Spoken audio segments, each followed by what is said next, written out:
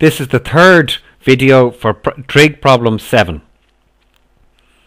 We have a triangle, right angle triangle, hypotenuse E, other two sides C and D, internal angles A and B. We are given that angle A is 12.2 degrees, angle B we established earlier is 77.8 degrees, C, the length of C is 8.64, the length of D is unknown, and the length of E, the hypotenuse is always opposite the right angle, is 40.88 units. In this video we're going to establish the measure of the side D. Using some of our trig tools, we'll start off with the sine. So the sine of angle A is 12.2 degrees,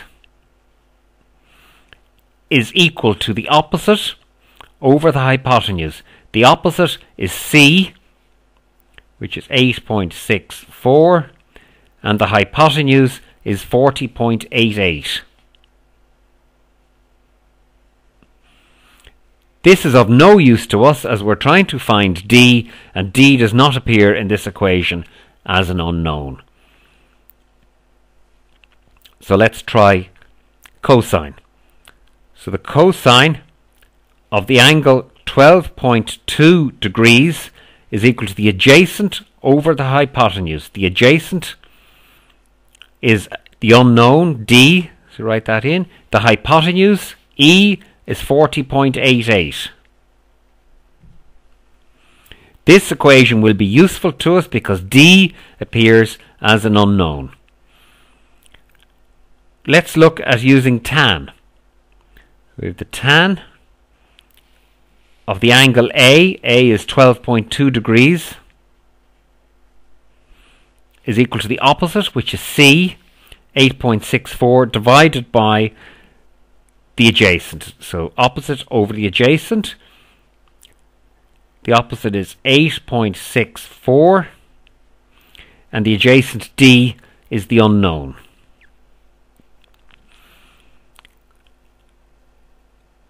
Let's also look at this to see could we use Pythagoras' theorem to find the measure of side D.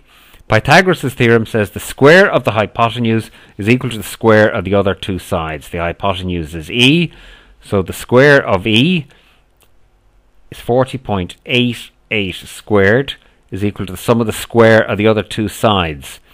C is 8.64. That's 8.64 squared plus D is the unknown, plus D squared. This equation will be useful to us as we're looking for D, and D appears in this, and there's only one unknown in the equation. The next tool that we have available to us is that the sum of the internal angles in the triangle must add up to 180 degrees. So taking A as 12.2 degrees, 12.2 degrees plus, this is a right angled triangle, so that angle is 90 degrees, plus angle B is 77.8 degrees. And that must add up to 180. This is useless as to us because we are looking for D, and D does not appear as an unknown in this equation. So we have three ways of solving this, either the cosine, tangent, or by Pythagoras. So let's start off with the cosine and try that. So we have the cosine of the angle A, which is 12.2, equals the adjacent D, which we don't know, over the hypotenuse, which is E, is 40.88. We're trying to get D on its own, not D divided by 40.88. So we want to get that out from here over to the other side. This appears as a divider here, and the opposite of a divider is a multiply. So if we multiply each side by 40.88, the 40.88 will cancel on this side. So let's do it. It's 40.88 multiplied by the cosine of 12.2 equals D. This is what we're looking for. We have D isolated on its own on one side. Let's do some calculator work and find the cosine of 12.2. We have 40.88 multiplied by the cosine of 12.2, which to 4 decimal places from the calculator is 0.9774. This all equals D. Bit more calculator work to multiply 40.88 by 0.9774. That gives us 39.96 equals D. So using the cosine, we have found the value for the length of side D. We also have two other means of doing it. We can use the tan and the Pythagoras' theorem. We're just doing these to show that they can be used as well. So we have the tan of the angle A is 12.2 degrees, is equal to the opposite, which is C, over the adjacent, which is D. C is 8.64, and the adjacent is D, and that is the unknown. We don't know what that is.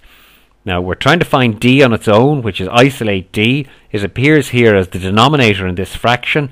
We want to get it on its own, and not as that it means, not, and also not as a denominator. If we multiply each side by D, we'll get D times tan 12.2, and the D as a multiplier will cancel the D as the divider here. So let's go ahead and do that. D by tan 12.2 equals 8.64. Now we want to isolate D on its own, not D multiplied by tan 12.2. So if we divide each side by tan of 12.2, they'll cancel out here, and we get them underneath here as the denominator in that fraction. So we get D equals to 8.64 divided by tan 12.2. And if we do some calculator work to find out what the tan of 12.2 is, we get D is equal to 8.64 divided by the tan of 12.2, which to 4 decimal places is 0.2162. Now a little bit more calculator work here. To divide 8.64 by 0.2162 gives us, to 2 decimal places, 39.96. And this agrees with the value we found here for D, as it should do. We have another tool at our disposal, and that's to use the Pythagoras' theorem to find the value of D. Pythagoras' theorem states that the square of the hypotenuse is 40.88, equals the square of the other two sides.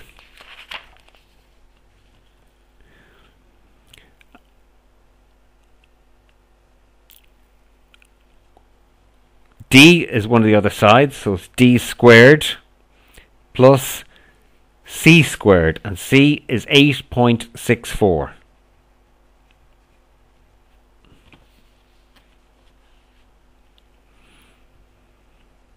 Now we want to get D ultimately on its own, isolated on its own, not have it added to something. So if we subtract this from 8.64 from each side, that will go, and we get 40.88 minus 8.64. 40.88 minus 8.64 squared equals D squared. Sorry, I made a mistake here. There's 40.88 squared, and I think I may have just said 8.64 without saying the squared. So it's 40.88 squared minus 8.64 squared equals D squared. Do some calculator work here and square these up, and we get 167.1744 minus 8.64 squared, and that's 741 0.6496 equals d squared. A bit more calculator work and do this subtraction, and we get 1596.5248 equals d squared. Now ultimately we want to find d, not d squared. But the inverse of a square is the square root.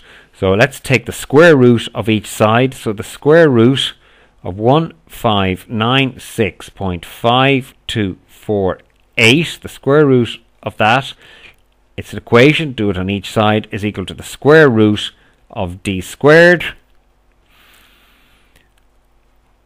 So the square root of 1596.5248.